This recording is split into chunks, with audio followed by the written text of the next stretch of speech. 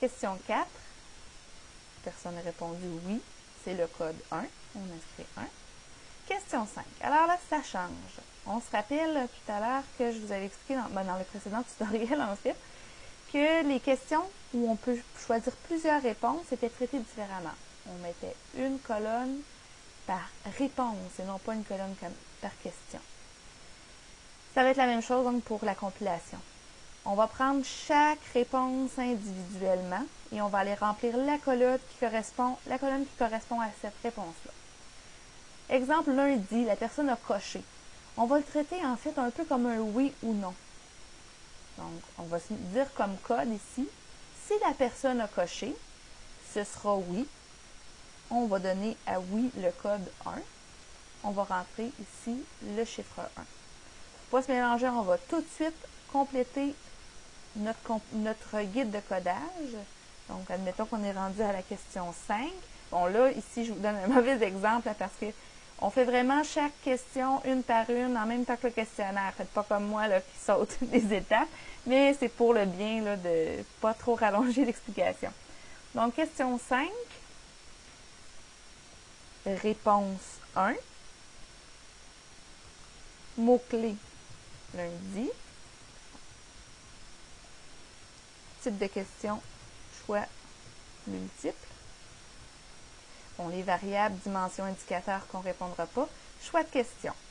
1 égale oui. 2 points. 2 égale non. Voilà. Donc là, vous êtes sûr que vous l'avez inscrit déjà dans votre guide de codage. Vous êtes sûr de ne pas oublier de le faire et d'avoir à refaire tout le travail. Bon, donc, ici, en fait, on pourrait tout de suite le remplir pour toute la question 5, parce que pour 5, 1, 2, 3, 4, 5, 6, 7, ça va être la même chose. Donc, on va le faire tout du même coup. Question 5, R1, mardi, choix multiple. On met les dimensions, les indicateurs.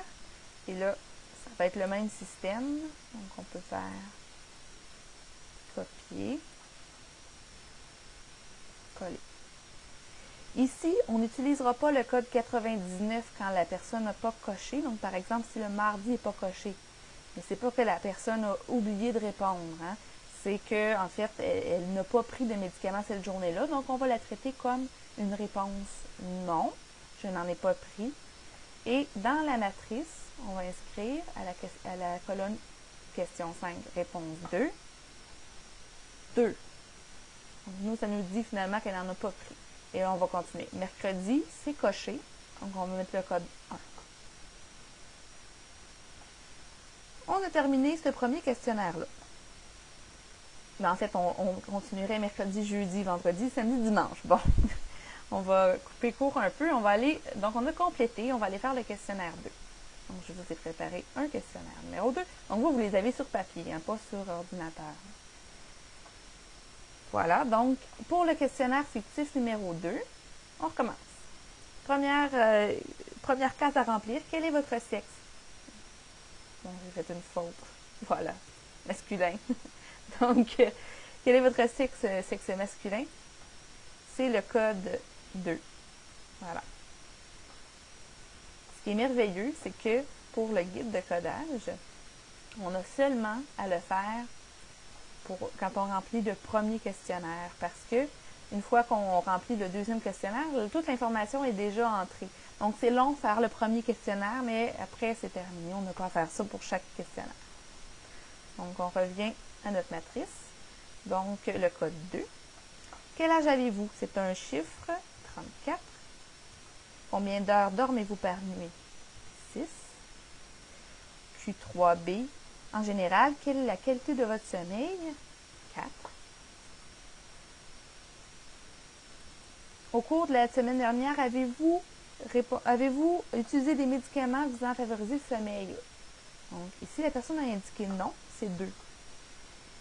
Il s'agit ici d'une question filtre, parce que si la personne a répondu non, en fait, vous voyez, je l'ai oublié, mais ici, vous allez vous inscrire sinon aller tout de suite à la question 6. Donc, la personne n'aura pas à répondre à la question 5 parce que si elle n'a pas utilisé le médicament, ben, elle n'a pas à dire les jours où elle en a utilisé, elle n'en a pas utilisé. C'est une question filtre. Qu'est-ce qui va se passer? C'est que toute notre question 5, les colonnes, qu'est-ce qu'on va mettre dans les colonnes? On ne peut pas mettre 1 ou 2 parce qu'elle n'avait pas à répondre. Est-ce qu'on mettrait 99? 99, ça veut dire que la personne devait répondre, mais là, elle ne l'a pas fait pour toutes sortes de raisons. C'est pas vraiment ça non plus ici. Hein. Elle n'a pas répondu, mais c'était correct, c'est pas un oubli. Donc, on va aller inventer un autre code. Moi, je vous ai suggéré dans votre protocole, bon, le code 88, mais vraiment, vous choisissez, pas de problème. Oh, là, on vient de mettre un code hein, qu'on n'avait jamais utilisé. Donc là, exceptionnellement, on retourne dans notre guide de codage. Et pour la question 5, on va rajouter, on avait les codes oui, non. On pourrait rajouter 99. Par exemple, si la personne dans la question 4 avait répondu oui, puis elle n'avait pas répondu à la question 5, alors là, ce serait vraiment un oubli. Donc, 99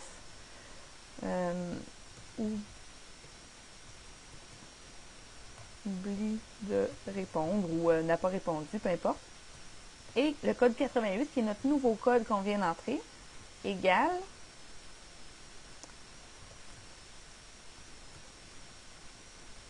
pas de réponse, question filtre, par exemple. Okay? Encore une fois, si vous avez choisi d'utiliser d'ajouter une ligne pour les codes qui couvrent l'ensemble du questionnaire, bien là, 99 et 88 vont se retrouver là seulement une fois et ça sera réglé, là, vous l'aurez pour tout le questionnaire. Donc, ça, c'est fait. On retourne à la matrice et donc, on va inscrire notre code 98 pour toutes les réponses à la question 5 parce que c'est la même cas. Donc, 88, 88, 88, 88, etc. On va ensuite passer au questionnaire 3, mais pour l'exemple, on s'arrête ici.